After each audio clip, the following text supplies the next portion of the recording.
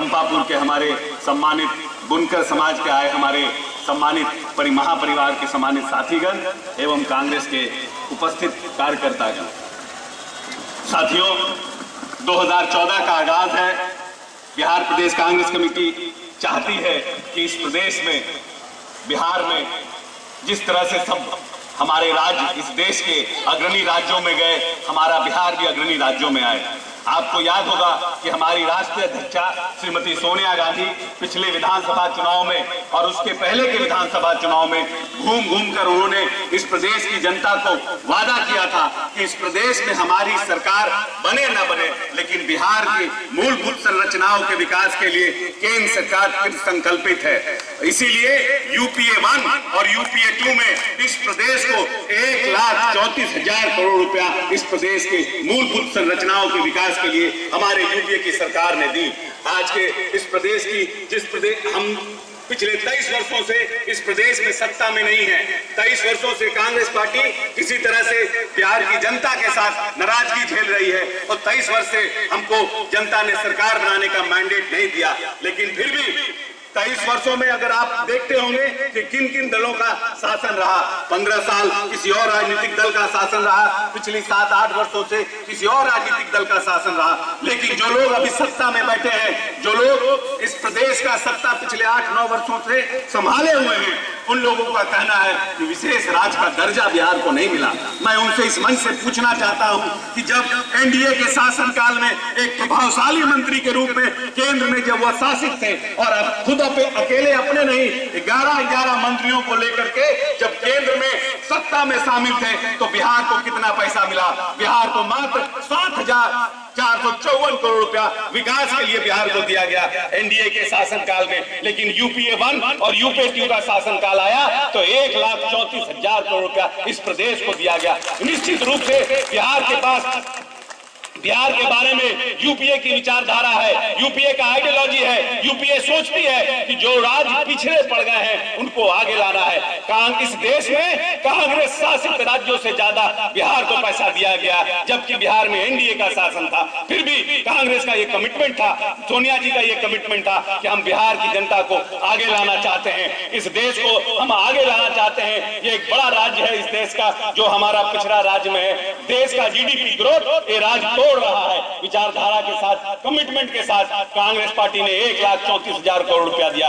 लेकिन क्या किया इस सरकार ने?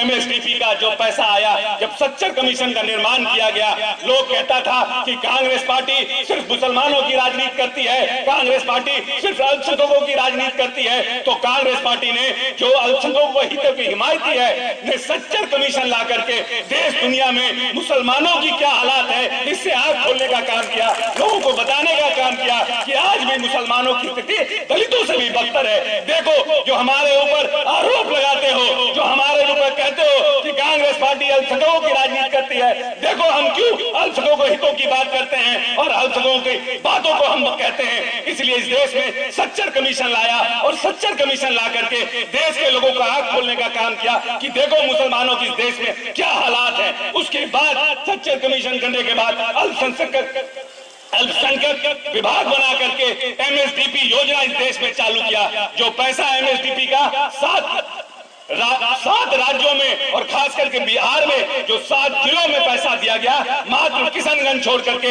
6 जिले का पैसा खर्च नहीं हुआ। करोड़ों रुपया भारत सरकार ने अल्पसंख्यक कल्याण के लिए इस प्रदेश को दिया, लेकिन उस प्रदेश का 80% एमएसडीपी का पैसा आज भी राज्य सरकार खर्च नहीं कर पा रही है। राज्य सरकार का ईमान साफ नहीं है। राज्य सरकार चाहती नहीं है कि जो केंद्र सरकार पैसा दे रही है हम उसको खर्च कर सके। लेकिन आज आप पिछले 3 दिनों से माननीय मुख्यमंत्री जी का बयान सुनिए, घूम घूम कर रहे हैं कि आने वाले 2014 में विशेष राज्य एक मुद्दा बनेगा, विशेष राज्य एक मुद्दा बनेगा। भाइयों, हम आपसे पूछना चाहते हैं, जो पैसा दिया गया 600 करोड़ रुपया दिया गया, हमने एक पर्चा दिया है, एक पर्चा के माध्यम से भारत सरकार ने जो पैसा दिया है राज्य सरकार को, किन किन मदों में पैसा दिया है, इसका हमने एक कागज के द्वारा आप लोगों को दिखाने का काम किया है। निश्चित रूप से भारत सरकार की सोच है कि बिहार आगे बढ़े, लेकिन माननीय मुख्यमंत्री जी राजनीति कर रहे हैं। कहते हैं 600 करोड़ रुपया नक्सल उन्मूलन के लिए इस प्रदेश को दिया गया, मात्र उसका 80 करोड़ रुपया खर्च किया गया, बाकी पैसा पड़ा है।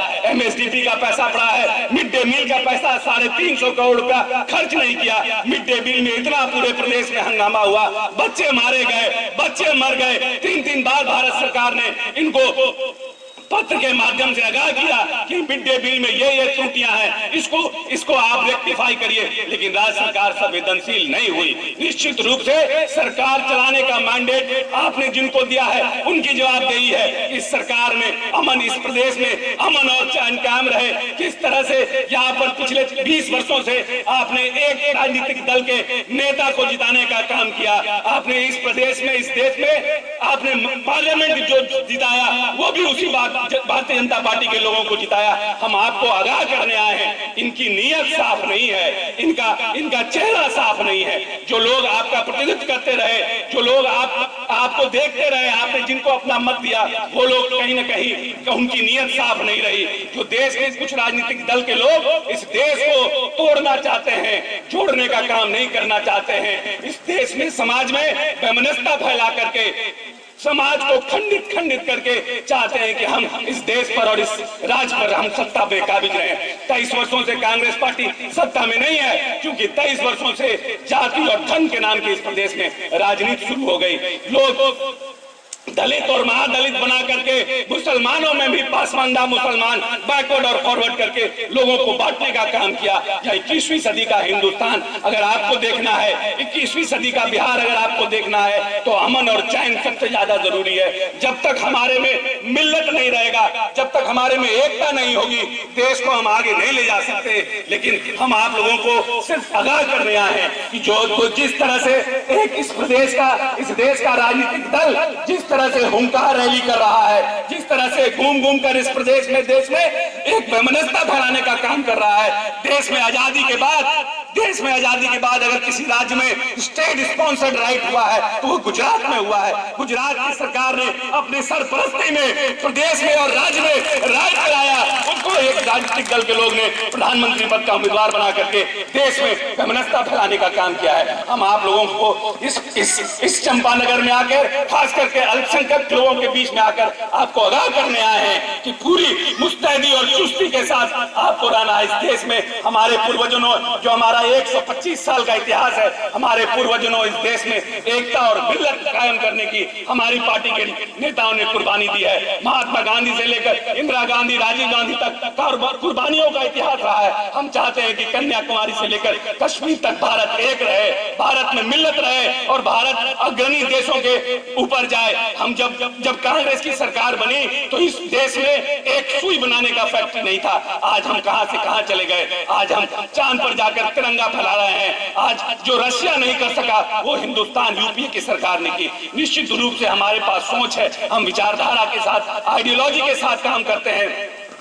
पूरे देश में आपने देखा होगा विगत सालों में बहुत से लोग भूख से मर गए। आज भी यूनिसेफ का सेंसस आया है, आज भी इस देश में एक सेंसस हुआ है, उसमें आया कि हमारे 20% लोग, जो हमारे बच्चे हैं, जो मेरा नौजवान पीढ़ी है, वो कुपोषण से ग्रसित है। उसके बाद यूपीए की राष्ट्रीय अध्यक्ष ने खाद्य सुरक्षा बिल लाया। खाद्य सुरक्षा के माध्यम से 3 रुपया किलो, 2 रुपया किलो और 1 रुपया अनाज देने का प्रावधान है। लेकिन जहां जहां कांग्रेस का सरकार है, जहां जहां कांग्रेस की सरकार है राज्यों में, वहां खाद्य सुरक्षा बिल लागू हो गया। लेकिन जहां कांग्रेस की सरकार नहीं है वहां खाद्य सुरक्षा बिल लागू नहीं हुआ। क्या कारण है कि जब पूरा का पूरा पैसा भारत सरकार देने को तैयार है तो राज्य सरकार खाद्य सुरक्षा बिल लागू नहीं करना चाहती है, जनता को खाद्य सुरक्षा देना नहीं चाहती है। कहीं ना कहीं इसमें राजनीति है, क्योंकि लोगों को लगता है कि अगर खाद्य सुरक्षा लोगों के पास पहुंचने लगेगा तो कांग्रेस का झंडा बुलंद होगा, कांग्रेस का परचम बुलंद होगा। इसलिए जो दूसरी सरकारें हैं वो खाद्य सुरक्षा बिल लागू नहीं कर रही है और खासकर बिहार सरकार भी खाद्य सुरक्षा लागू नहीं कर रही है।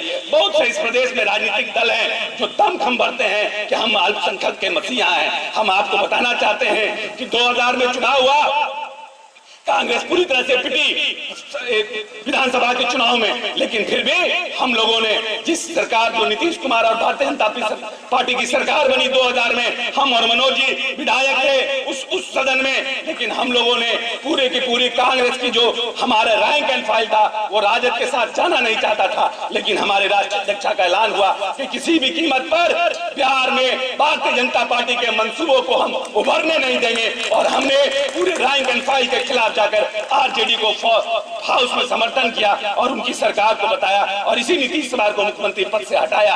और इस बार जब दोबारा भारतीय जनता पार्टी के साथ नीतीश कुमार ने अपना साथ छोड़ा, तो क्योंकि भारतीय जनता पार्टी का मंसूबा इस प्रदेश में दोबारा फन नहीं उठा है, हमने फ्लोर पर जदयू का साथ दिया, नीतीश कुमार को समर्थन देकर के फ्लोर के अंदर उनका धारस बनाया और भारतीय जनता पार्टी का मनोबल तोड़ने का काम किया। कांग्रेस पार्टी हमेशा से इस प्रदेश में फ्लैग रनर रही है, आगे आगे अल्पसंख्यकों के और हितों की रक्षा के लिए पूरा प्रदेश में सामाजिक और हमारा सांप्रदायिक सौहार्द बने रहे, इसका झंडा बुलंद करती रही है। कांग्रेस पार्टी ने कभी नहीं सोचा कि इस पार्टी का क्या होगा, हम इसको समर्थन देंगे तो पार्टी का क्या होगा। कांग्रेस विचारधारा की राजनीति करती है, कांग्रेस सत्ता की राजनीति नहीं करती, और यही कारण है कि 23 वर्ष से हम पिटते चले गए। हम कभी राजद को साथ दिया, हमने कभी किसी को साथ दिया, हमारी पार्टी पिटते चली गई, लेकिन हमारा विचारधारा मजबूती के साथ बुलंद रहा। और हम चाहते हैं कि दोबारा 2014 में आपको आगाज करने आए हैं, आपको चेताने आए हैं कि आप भूल में मत पड़िए,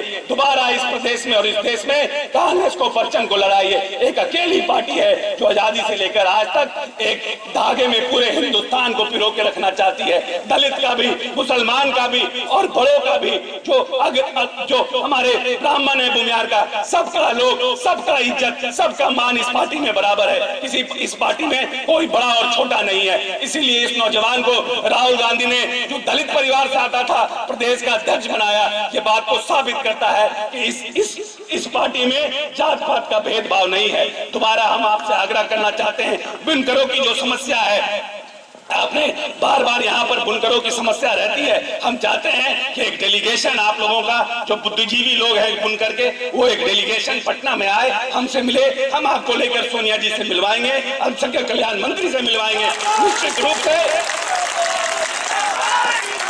निश्चित रूप से आपको हम वादा करते हैं, हम आपकी लड़ाई लड़ेंगे।